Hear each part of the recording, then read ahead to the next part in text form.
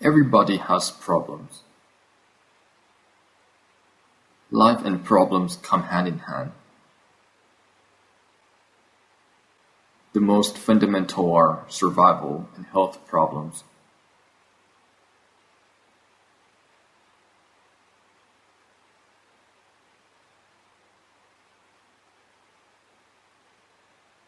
Our situation is rather dire these days.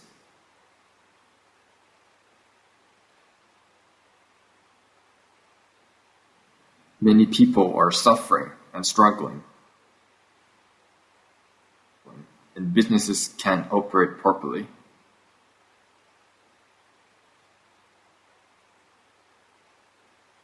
It's really stagnant everywhere. Places that were bustling before are now empty. It's tough making a living, but it's still a temporary hardship that's rare. The inherent problems everyone must face, though, are such things as aging, sickness, and dying. Problems from this pandemic, which makes our earning and living a struggle.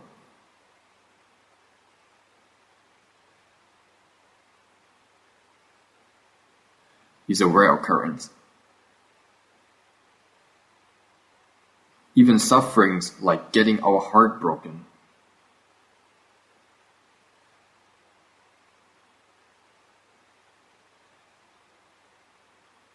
or getting fired also happen only occasionally. Problems such as aging, sickness, and dying are real and everyday life circumstances. Other type of problems are those inside ourselves, with our aggregates. Each and every one of us have problems throughout our lives. Life is never void of problems. It could be losing our loved ones. Recently, I've got news about people passing rather often.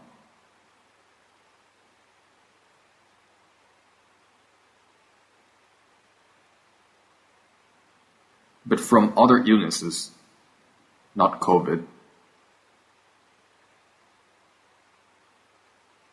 A few of them were rather young, too young to die. Many had incurable chronic illnesses.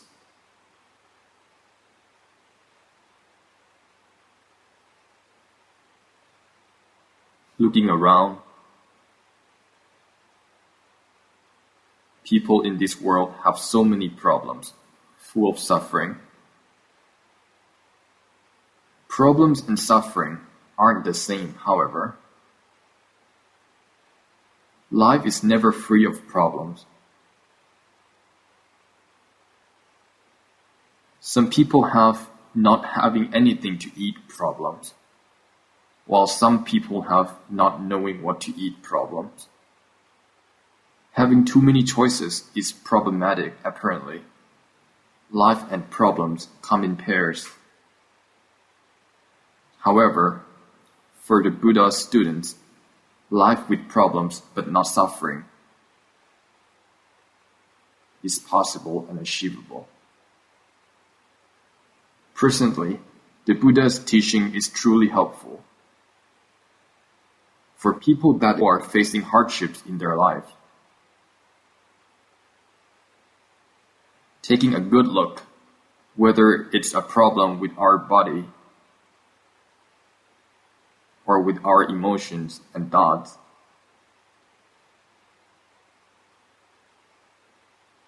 If there is a desire for such problems to disappear,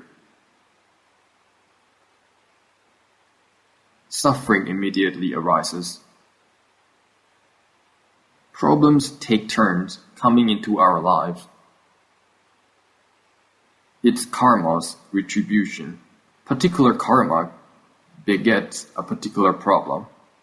However, a well-trained mind can face problems without suffering.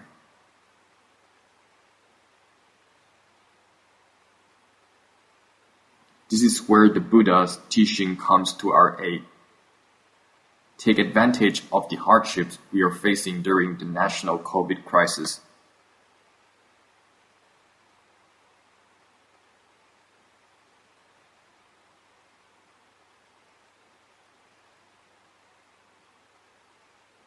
To develop our mind.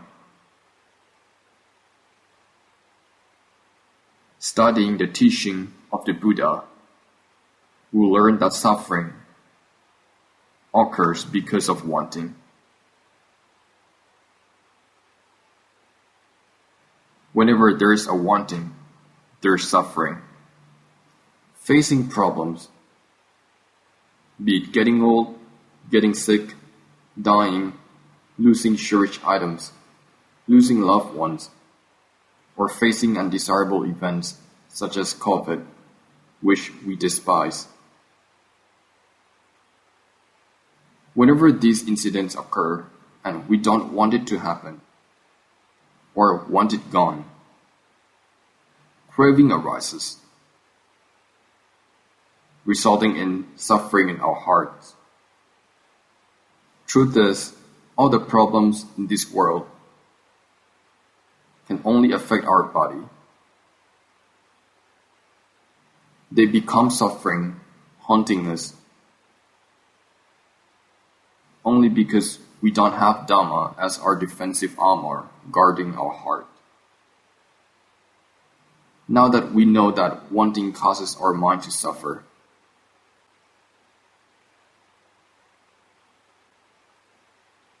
then to be free from suffering, we must detach ourselves from craving. Craving is wanting. Wanting to have the happiness that hasn't come yet. Wanting the happiness that's already happened to last forever. Wanting distress to never happen, or wanting to have the existing distress to end, to forever disappear quickly. There are so many things we want, but they all come down to wanting happiness and wanting no distress.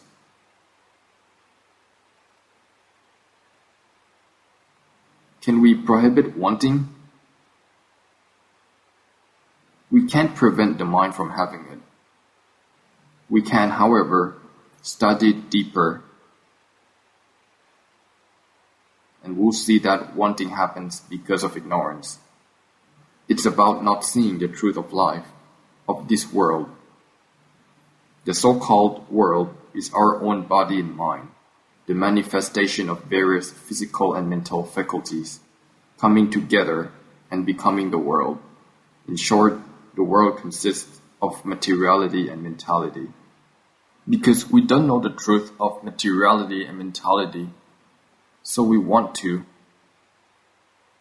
both of them to only have happiness and be free from any distress.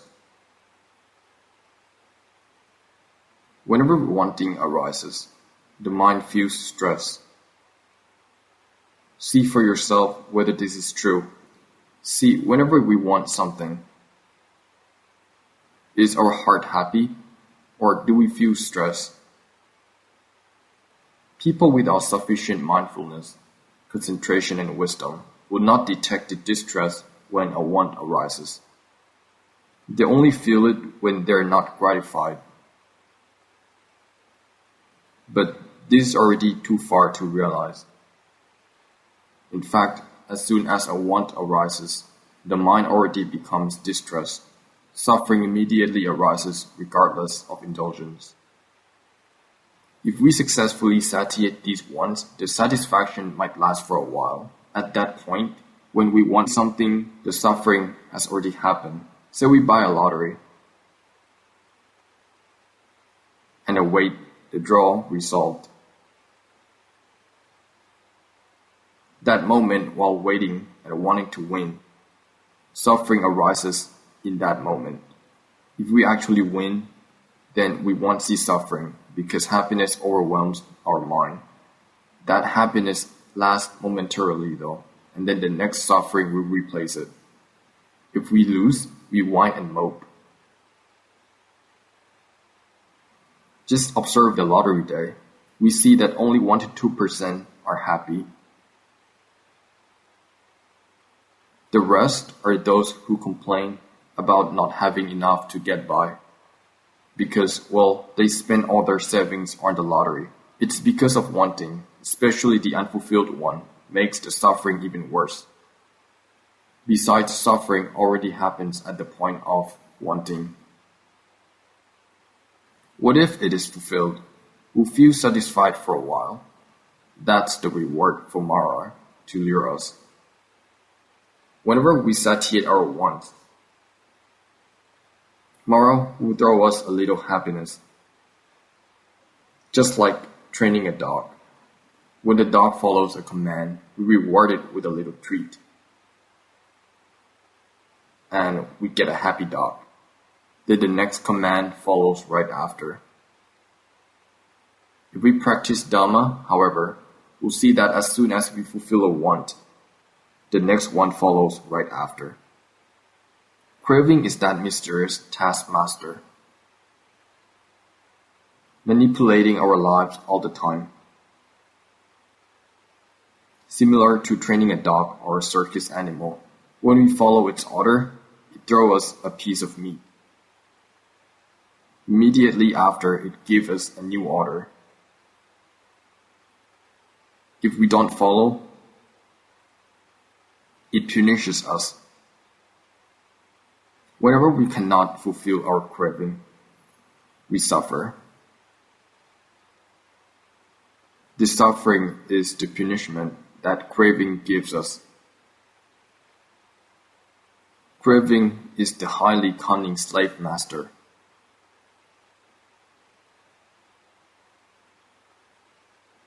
It rules and oppresses without us knowing. We don't realize that craving governs us, oppresses us. We believe we are our own boss, and no one can command us. We are the boss, the best, the top. All the while, craving gives us orders, commanding us to carry out its task all the time. There are 6 classes of craving. For example, we want to see a pleasant image. We don't want to see an image. We want to get it. We want the pleasant image to last. Or we want the unpleasant image to disappear quickly, etc. These examples are of the first class of craving. Craving for forms, which can happen in 3 manners. First is craving a form, wanting to see a certain thing. Then there is wanting the pleasant form to last and wanting the unpleasant form to disappear. Say we see a person we hate, a rival. We want this person to disappear. We don't want to see them. The second class is craving for sound. Anyhow, there are 6 classes of craving in total. Craving for form, sound, smells, tastes, tactile sensations, and for mind objects that are pleasant. Craving arises when we make contact with a sense object. For instance, the eyes see a form and it's not to our liking, then the wanting for a preferred form arises. It's the same with wanting a pleasant sound or a nice aroma. This is called craving for sensual pleasures. When something pleasant occurs and we want it to last, this is called craving for existence. There is also making contact through our eyes, ears, nose, tongue, body, and mind, and getting unpleasant sight, sound, smell, taste, sensation, or emotion, and wanting it to disappear. When we are learning about craving, take notice that craving relies on the contacts we have through the eyes, ears, nose, tongue, body, and mind, or the 6 sense channels. Each channel then gives us 3 outcomes. wanting it to happen, wanting it to last, and wanting it to disappear. Since each channel yields three outcomes, then altogether we have 18 types of cravings to learn about ourselves. Study them.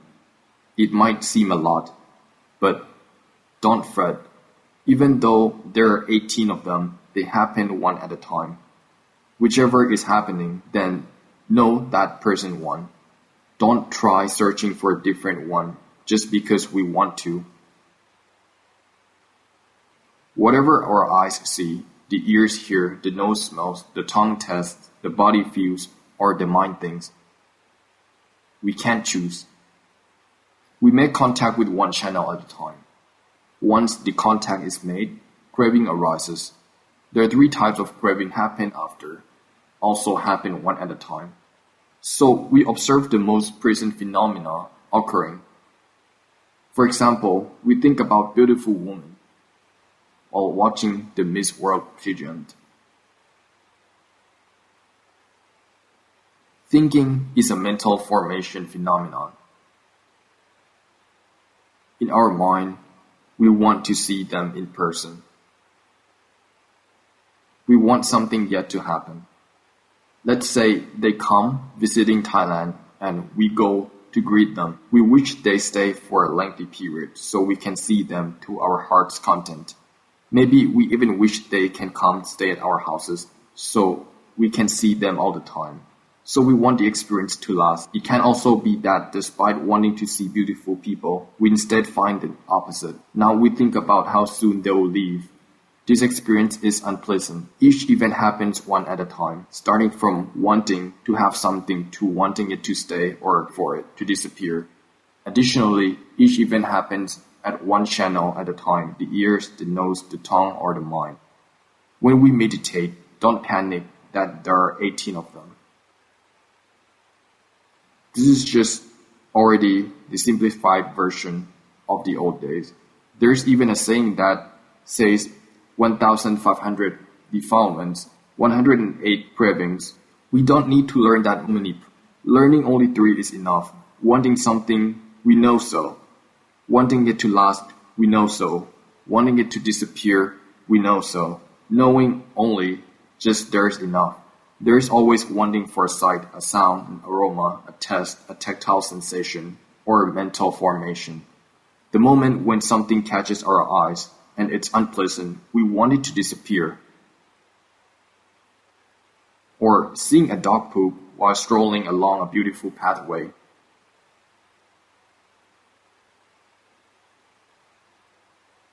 Discontent arises in our heart. But would the dog poop disappear only because we feel discontent?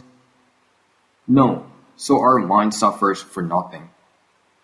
In short, we need to observe our mind. When craving arises, be aware. Be aware when we want something to last. Be aware when we want it gone. Like the COVID that's spreading. Do we want it to happen? No, we want it to disappear. Is it difficult to see in our heart at the moment that all we wanted to be gone once and for all? It's not difficult to see, isn't it? Rather, it's whether we are interested in seeing it. Keep being aware of what's occurring in that particular moment. Truth exists only in the present moment. It doesn't exist in thought. That's why we must be aware of any present phenomena. When we think about the pandemic and discontent arises in our heart, wanting it to be gone, this falls under the craving for non-existence. We want it gone. Like this current state where COVID exists is displeasing, so we want it gone, or hearing a touching song. It catches our heart. It's too short and we wish the song or the concert would be longer. Wanting something to stay or to last. This is craving for existence. Eternality is, in other words, craving for existence. We want to go to a concert we heard is coming. It hasn't happened yet, but we want to see it now. This is craving for sensual pleasures, or we want to see this hype concert, wanting it to be a long one to make it worth our time. But it turns out lame. So now we want it to end as soon as possible. This is all there is to craving. How difficult can it be to learn about ourselves? Whenever a craving arises, just give a little more effort in seeing whether there is happiness or suffering follows. Observing ourselves often enough, we'll see that whenever a craving arises, suffering comes with it. Craving is from our own mental fabrication. That's because the mind is foolish and oblivious because of ignorance. We don't know the truth of the world and of life, nor do we know the truth of our own body and mind. As a result, we crave ceaselessly. Whenever craving arises, there's also suffering. This is what we need to learn.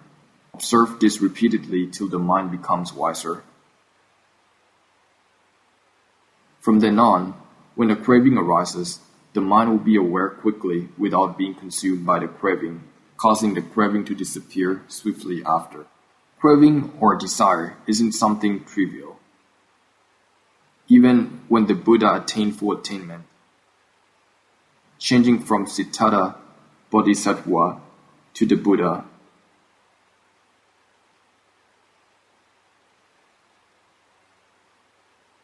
the first thing he said was, "Craving, you're the house maker." The house means the state of existence. Craving causes these states of existence, of birth. He said, "I know you now. From now on, you cannot perpetuate a state of existence, cannot make a house for me anymore." Craving is a crucial matter. Even the Lord Buddha called it out when he was enlightened. He said goodbye to craving, as it couldn't fool him any longer. Unfettered by cravings, the Buddha's mind attained Nibbana. So being aware of the craving in our heart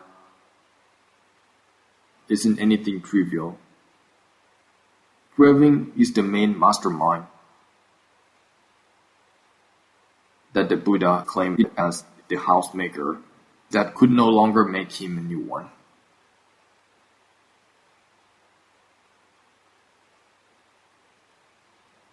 The old house, or his state of existence, was destroyed and abandoned as he achieved liberation from craving. As long as we still cannot liberate ourselves from craving, suffering can always haunt us. Keep on observing. See when craving arises and results in suffering. See that craving exists because our mind is naive. Also notice that all the things we want are things that are not possible. If it's something positively possible, craving wouldn't arise because we don't need to crave for it. Craving arises when there's something that cannot be possible. Is it possible not to age because we don't want to? A day born is already a day older. Is not getting sick possible? What about not dying? How about wanting to only get unpleasant form, sound, aroma, taste, sensation, or mental formation, or wanting those pleasant sense objects to stay forever? Can they? No, it's not possible to happen like that. Can we make unpleasant forms, sound, aroma, taste, sensation disappear? Like wanting COVID to just disappear from the earth right now. It's impossible. All in all, craving reflects naive. Because it is for something that doesn't truly exist.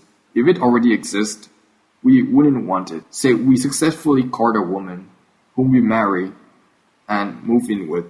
Now, do we still want to court her? Not really, right? It's kind of an already done deal. It becomes simply living together and life becomes a routine. We're so immune to everything that we don't know when the wife changes her hairstyle. We simply don't notice it. Everything becomes inconspicuous when we accept the way things are around us. craving then doesn't arise. In short, we desire things that aren't there. When wanting things that do not exist, suffering is only bound to happen. Craving won't arise from things that already exist. Take the body as an example. What's the truth of the body? The fact that it's going to age, to get sick, and to die, that is the truth of the body. Once we realize this truth, then we want it to be forever young,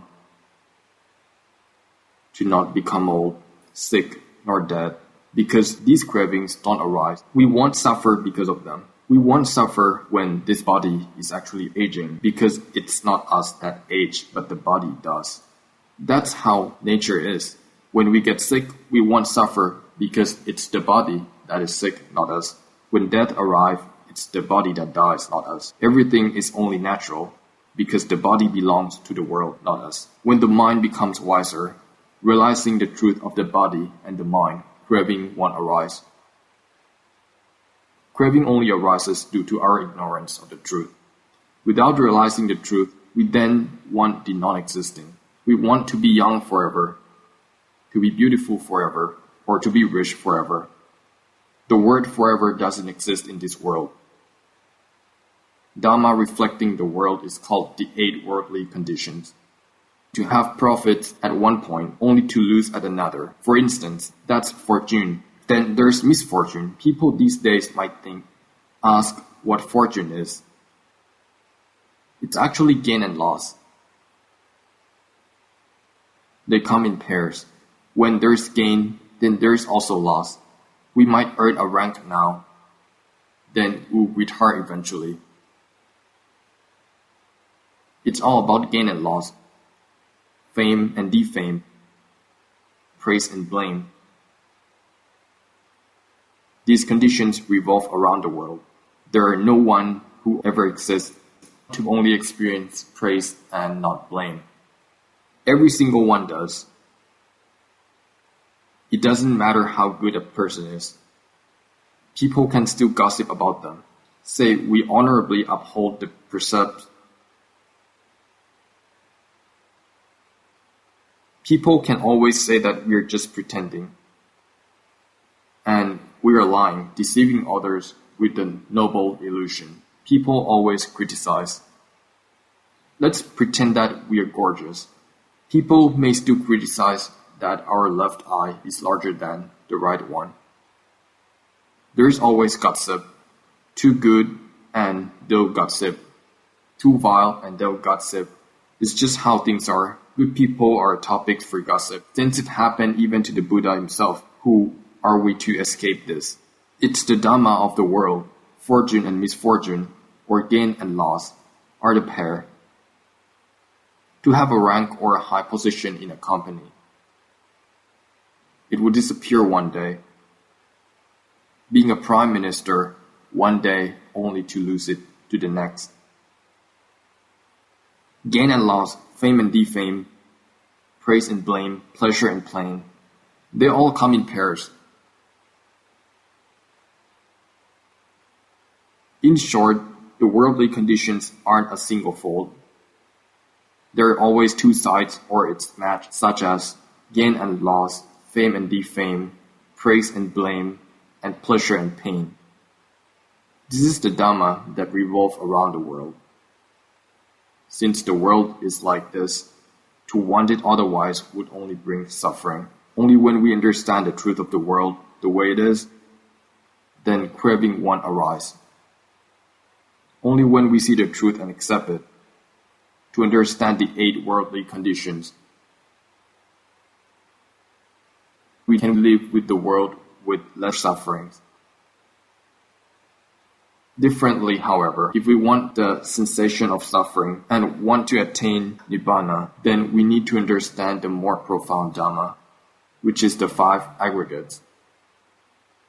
We'll see that the true nature of the materiality, that it's impermanent, suffering, and non-self, and so as the truth of the mentality, that it's impermanent, suffering, and non-self, our mind will eventually accept the truth. We understand that all materiality and mentality are impermanent, suffering and non-self, we won't want them to be permanent. We won't even want there to be only happiness, or want to keep a tight hold on that happiness as we please. When craving doesn't arise, nor does suffering. To live with the world, we must realize that there are gain and loss, fame and defame, praise and blame, and pleasure and pain. Know that this is the way of the world, when being the topic of gossip and blame. We then won't falter, knowing it's natural because people have month. Well, if it's a slander, then we can still take them to court, in obvious case of the government or prime minister, who is always under fire. People can always find something false and complain regardless. People do give them praises, but only after the terms and the successor is worse. Only then that people reminisce, oh, I miss him. It was so much better when he was the prime minister. This is how the world is. Accepting this, we won't feel despondent from criticism or slander. We understand how the world works and won't despair because of it. We can make a living or work with fortitude and perseverance. Constant criticism and contempt do make some people despair. If we understand the world, we can live with it. Yet, if we understand materiality and mentality, we can liberate ourselves from the world. Dhamma has two tiers. One for living with the world to understand the truth of the world or the worldly condition. Another is Dhamma that transcends the world, which involves understanding the truth of materiality and mentality. Understanding this Dhamma liberates us from the world. Dhamma that transcends the world is called supra-mundane Dhamma. Not everyone can attain the supra-mundane Dhamma in this lifetime. It requires accumulation. Only those who accumulate enough can attain it in this lifetime. Most of us, however, are still very weak. So we must learn about this world, understand it, and the 8 worldly conditions. There is no escaping these conditions. Thus, we must live with them with understanding. Whatever happens, we don't rejoice nor reject it. These 8 worldly conditions consist of 4 opposite pairs, such as gain and loss, etc. If we understand the truth behind them, when there's gain, we won't become imprudent, since only the bad day we are going to lose. Easy comes, easy goes, especially these days where there's unusual ways of making a living, like investing and speculating stocks, which goes beyond me. And even more untraditional things like Bitcoin. I don't know what it is. We might get it the right time and gain, but when the falls come, it is disastrous. I'm from the old time, when there were only things like Ponzi schemes. Then the scheme broke down and they blamed the government for not taking care of it. How? They never told the government when they earned, didn't even pay taxes for it. Then they demanded government reimbursement when they lost. That's ridiculous. They only aim for personal gains. There are a lot of people like this still today. When it comes to taxes, they find every possible means to avoid. When they want something, they demand, make my tax money worth it, even though I really don't pay that much. If we understand that this is just how the world goes, how chaotic the world is, then it won't hurt us. When gaining, we won't lose our head because of it. Don't be imprudent. Don't live capriciously. Live a cautious life. We're in a downtime right now. Businesses like a spa place are ordered to close. Without operation, then there is loss. That's normal. There's always loss after gain. Understanding this, we can live in the world with little suffering. It's impossible to have no suffering at all. But with worldly Dhamma, we can live with it, with little suffering. On the other hand, understanding the truth of all the materiality and mentality can ultimately lead us to cessation of suffering. Suffering will then only occur in the body but cannot trouble the mind. So there are distinct tiers to Dhamma. One is the mundane or worldly state which lowers our suffering. Another is a supra-mundane state or Dhamma that liberates us from suffering. Most people still need to live in the world. So they need to learn about how the truth of 8 worldly conditions, observe and learn whether they're true, whether there's praise and gossip and so forth. See whether this opposite pair is naturally true. See whether life is happy at times and sad at another. Take a look around. Can we see anyone who is in distress forever? No. Take a cancer patient, for example. It's painful and he complains constantly. If his mindfulness is stronger, he'll see that it doesn't hurt at all. During the time that he doesn't pay attention to the pain because he has something else on his mind, even though the body is still hurting, he doesn't really feel it. You see, the physical pain also comes and goes alternatively. It's because the mind doesn't like it, and when the mind wants the pain to disappear, since the source of the pain still exists, the pain or the suffering consequently exists. Hence, such wanting is not too naive. Keep learning the truth of the 8 worldly conditions, and we'll live in the world with much less suffering. Learning and understanding the truth of this body and mind, and one day we'll attain the supra-mundane Dhamma, where the mind transcends suffering. Suffering can only happen to the body, but not reach the mind. That's it for today.